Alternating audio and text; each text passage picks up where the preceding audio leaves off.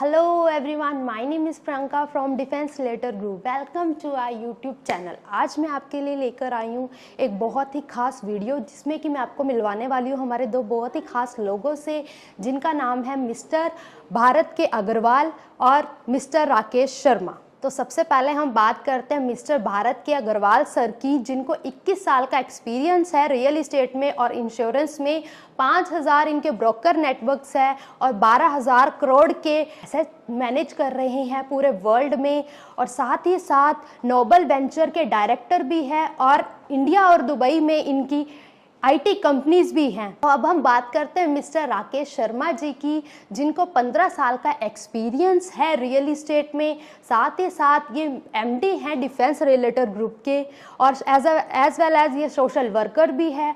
तो ज़्यादा टाइम ना वेस्ट करते हुए मैं लेकर चलती हूँ आप हमारे दो ही बहुत खास लोगों के पास।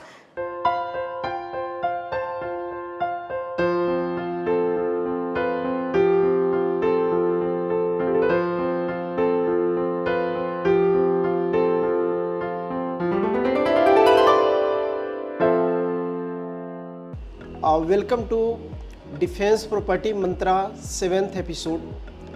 आज हम कुछ खास बात करने वाले हैं।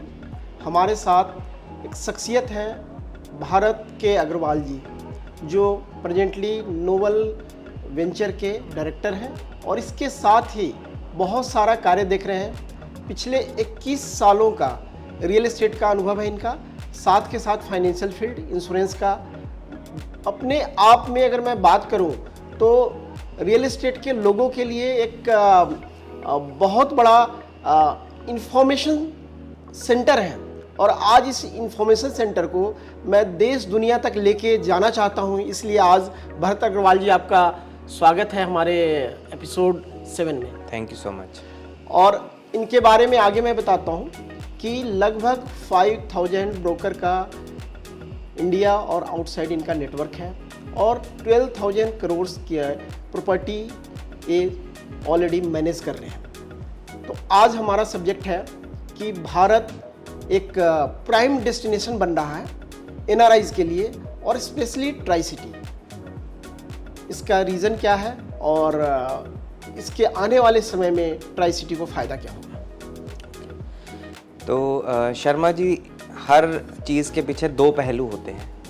एक लॉजिकल पहलू होता है और एक इमोशनल पहलू होता है। तो पहले बात करते हैं थोड़े से लॉजिकल पहलू की, और क्योंकि हम सब के अंदर इमोशंस जुड़े होते हैं तो मैं इमोशंस की बात भी करूंगा। लेकिन सबसे पहले लोग जो हैं वो लॉजिक जानना चाहते हैं, क्योंकि आजकल की जनरेशन है वो लॉजिक के पीछे चलती है, और जो हमारी जनरेशन है वो इमोशंस के पीछे कनेक्ट होती है। तो लॉजिक ये है कि जैसे कि आप जानते हैं कि अभी कुछ साल पहले जो हमारे प्रधानमंत्री हैं उन्होंने एक लक्ष्य दिया 5 ट्रिलियन इकोनॉमी, राइट। लेकिन अभी आपको हैरान होगा, कुछ 1-2 दिन पहले ही न्यूज़पेपर में आया कि 5 नहीं 7 ट्रिलियन डॉलर की इकोनॉमी हो जाएगी। तो पहले जो भारत है या इंडिया है वो स्ट्रगल कर रहा था अपने बेसिक्स के लिए। तो अब आप कह लीजिए कि हम सबके सहयोग से, हमारी सरकारों के सहयोग से, और जो भी एंटरप्रेन्योर्स हैं, जो भी प्रोफेशनल्स हैं, उन सब के सहयोग से ऑलरेडी हिंदुस्तान एक नेक्स्ट लेवल पर आ चुका है, राइट। एक जैसे ग्रास रूट लेवल से थोड़ा सा ऊपर उठना शुरू हो गए हैं, ग्रोथ फेज में हम लोग चल रहे हैं। तो ये, और इस ग्रोथ स्टोरी का हर कोई हिस्सा बनना चाहता है, चाहे वो लोकलाइट्स हों जैसे हम सब हैं या एनआरआईज हों।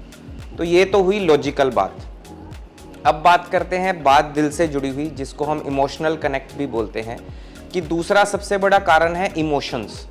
हर एक एनआरआई के पेरेंट्स, यूजली जो देखा गया है 99% जो एनआरआईज हो जाते हैं उनके पेरेंट्स या अपने जो हैं वो अपने गांव में या अपने किसी छोटे बड़े शहर में छूट जाते हैं। और ये पाया गया है कि वो हिंदुस्तान तो वापस आना जाना वो रखना चाहते हैं या आना चाहते हैं, बट जहाँ से वो उठे हैं, जहाँ से, जिस गाँव से वो बिलोंग करते हैं, वहाँ जाकर वो दोबारा नहीं रहना चाहते। उसका कारण है क्योंकि जब हम विदेशों की बात करते हैं, इंफ्रास्ट्रक्चर ऑलरेडी काफ़ी ज़्यादा एडवांस्ड होता है। तो जब वो वापस आते हैं तो उनको ट्राई सिटी या चंडीगढ़ कैपिटल रीजन लगभग वैसा ही लगता है, कनाडा जैसा, अमेरिका जैसा, इंग्लैंड जैसा, या other parts of the Europe जैसा, जो कि उनको अपने गांव में जाकर वो लुक एंड फील नहीं आती। प्लस है तो ये एक आयरनी ही है दुर्भाग्य ही है कि जब हम बड़े हो जाते हैं, जब हम कामयाब हो जाते हैं, जब हम विदेशों में चले जाते हैं, तो हमें ऐसा लगता है कि हमारे जो रिश्तेदार हैं वो हमारा गलत फ़ायदा उठाएंगे, है ना, हमसे वो कोई चीज़ की डिमांड ना कर ले। तो इसलिए वो अपने पेरेंट्स को भी चंडीगढ़ कैपिटल रीजन के आसपास ही घर दिलाना चाहते हैं, क्योंकि यहाँ इंटरनेशनल एयरपोर्ट आ गया है, वर्ल्ड क्लास इंफ्रास्ट्रक्चर ऑलरेडी यहाँ पे, अगर मैं रोड नेटवर्क की करूँ, electricity, water, medical facilities, everything is here in and around Chandigarh capital region. तो ये एक इमोशनल कनेक्ट और लॉजिकल, मैंने आपको दोनों इसके कारण बता दिए। भरत सर, आपका बहुत धन्यवाद। जो शुक्रिया। दिल से आप बातें करते हैं, चाहे जो नॉलेजेबल बातें करते हैं, दोनों जी, हमारे लिए तो हमेशा सीखने को होता है। और मैं चाहता हूं कि हमारे जितने व्यूअर हैं उनको बहुत सारी चीज़ें मिले, ज्ञान मिले रियल एस्टेट के ऊपर, जो अक्सर नहीं देखने को मिलता है यूट्यूब के ऊपर। तो आज हम आगे बात को बढ़ाएंगे कि specially comparison with Dubai and Canada. Dubai में आपका आईटी की कंपनी भी है जी, और आप उसको अच्छे लेवल पे काम कर रहे हैं, वहाँ से कोऑर्डिनेशन अच्छा है। तो दुबई से भी इन्वेस्टमेंट आज के डेट में इंडिया में बहुत अच्छा खासा आ रहा है, हमारी कंपनी के पास भी आ रहा है। तो आपका व्यू दुबई और कनाडा के लिए? तो सर देखिए, जैसे कि मैंने बताया कि दोनों कनाडा ऑलमोस्ट डेवलप्ड नेशन है, दुबई इंडिया की तरह ही या भारत की तरह ही वो डेवलप हो रहा है, राइट। और इसमें भी कोई बुरी बात नहीं है, या मैं कहूँगा कि ऐसी बात नहीं है कि इंडिया से वहाँ से यहाँ इन्वेस्टमेंट नहीं आ रही है। इन्वेस्टमेंट आ रही है, बिकॉज कहीं ना कहीं कोई भी एनआरआई है उसके रूट्स हिंदुस्तान से जुड़े होते हैं, राइट। अब अगर मैं इसको बाकी डेवलप्ड कंट्रीज से करूं तो वो लोग ऑलमोस्ट ग्रोथ फेज अपना ले चुके हैं। जैसे मैं अगर आपको पूछें, लगभग हम दोनों ही अपने 40s में होंगे, राइट। तो आखिरी बार आपकी हाइट कब बढ़ी थी?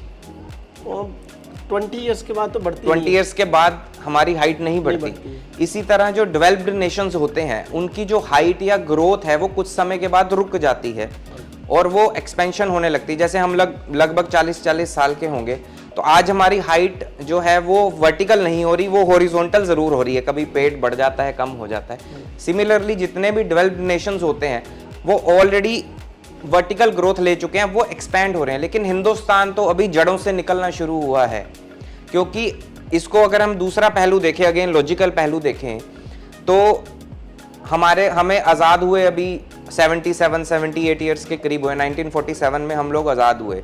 तो एक्चुअल में जो हिंदुस्तान की ग्रोथ स्टोरी वहाँ से शुरू होती है। लेकिन जो डेवलप्ड नेशंस हैं जैसे अमेरिका, कनाडा, इंग्लैंड, ये लोग तो 200, 300, 500 साल से आज़ाद हैं ऑलरेडी। या अगर मैं इंग्लैंड की बात करूं, उन्होंने तो पूरे विश्व पे राज किया है। लेकिन मैं अमेरिका की बात करूं जो आज विश्व पावर है या विश्व जो है आज फाइनेंशियल कैपिटल है वर्ल्ड की, तो वो तो 300 साल हो गए उनको आज़ाद हुए। तो हम उनके सामने तो अभी ग्रोथ अभी हमने लेना शुरू किया है। अभी तो हम, जैसे आपने बोला, अभी तो हम 20 साल के भी नहीं हुए हैं। तो एक बार, जैसे मैं आपको एक पेड़ का एग्जांपल देना चाहता हूँ। पेड़ जब हम लगाते हैं तो सबसे पहले वो वर्टिकल ग्रोथ लेता है, उसका जो तना है वो बड़ा होता है। कुछ समय के बाद वो तना बड़ा होना बंद हो जाता है, उस पेड़ की शाखाएं निकलती हैं और उस पर पेड़ आता है। अभी हिंदुस्तान का वो ग्रोथ फेज आना बाकी है, जो कि डेवलप्ड नेशन में वो ग्रोथ फेज ऑलरेडी आ चुका है। यही कारण है कि एनआरआईज उस ग्रोथ स्टोरी का हिस्सा बनना चाहते हैं।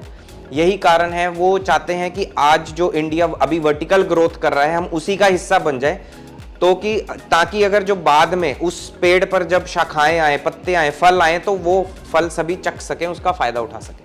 2019 में अगर मैं बात करूं तो पूरे भारतवर्ष में एनआरआई का इन्वेस्टमेंट 10% था जी। 2021-22 का डाटा है, ये 15% हो गया है। और जो सर्वे एजेंसी की रिपोर्ट कहती है कि 2025 तक ये 20% हो जाएगा जी।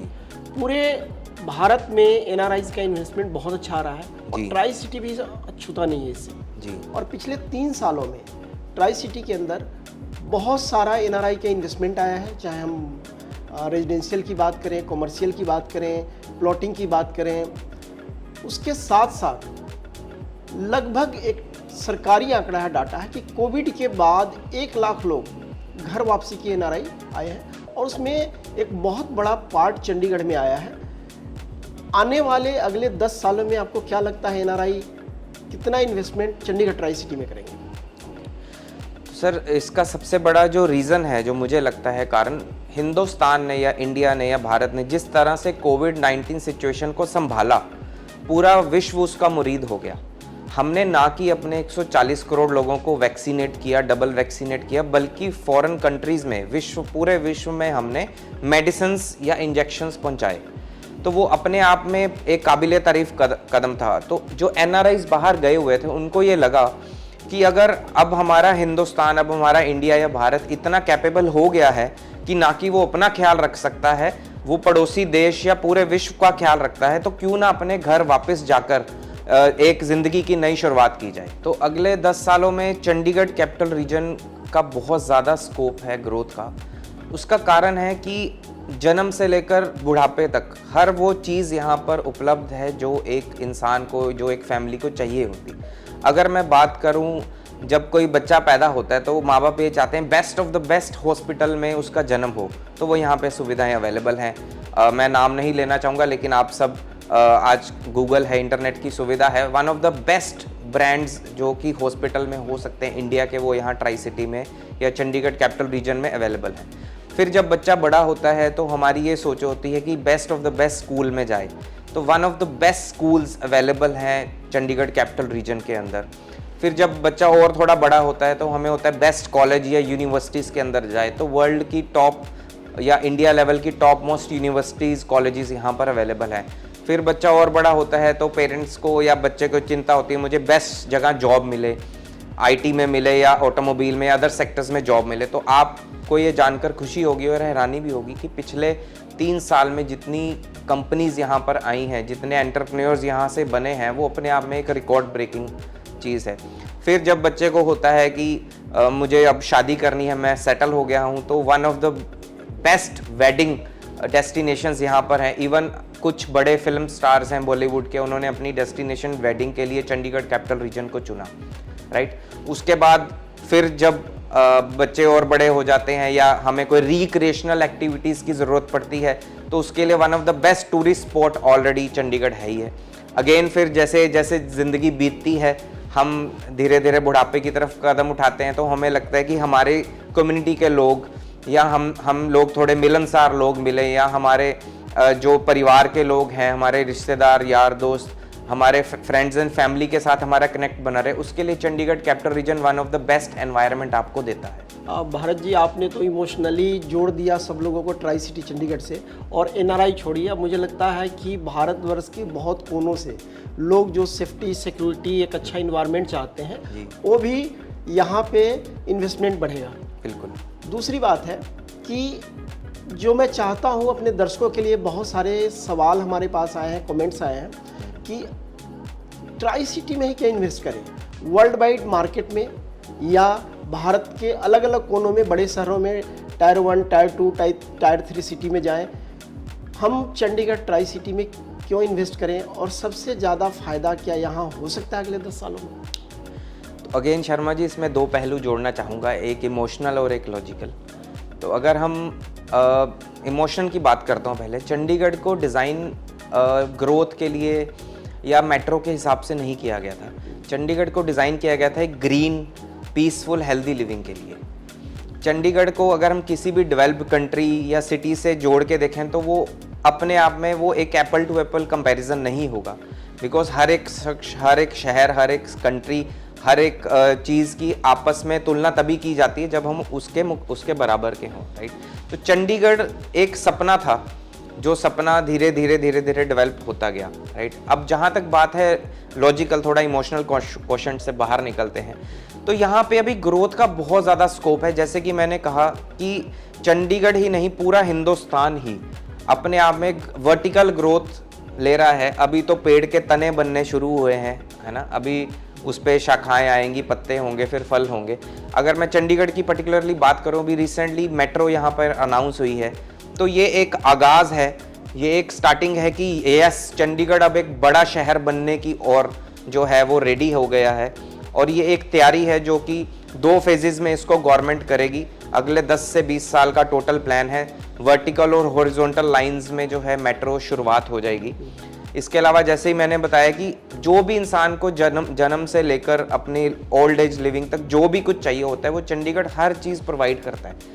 अगर मैं ग्रोथ एप्रिसिएशन की बात करूं, अगर दूसरे महानगरों से हम कंपैरिजन करें, तो अभी भी हम 8 से 10 गुना सस्ते हैं बाकी बड़े सिटीज से, अगर मैं इंडिया टू इंडिया ही कंपैरिजन करूँ। एक हमारे दुबई से बहुत सारे व्यूअर्स के जी हमारे पास मैसेज कॉल्स लगातार आए हैं कि दुबई मार्केट और इंडियन मार्केट, आपका वाइड एक्सपीरियंस है दुबई मार्केट में, आपकी कंपनी भी है और आप उसको रेगुलर आना जाना रहता है, तो इसमें क्या दुबई और इंडिया के, अगर ट्राई सिटी चंडीगढ़ की बात करें तो इसको कैसे देखते हैं आप?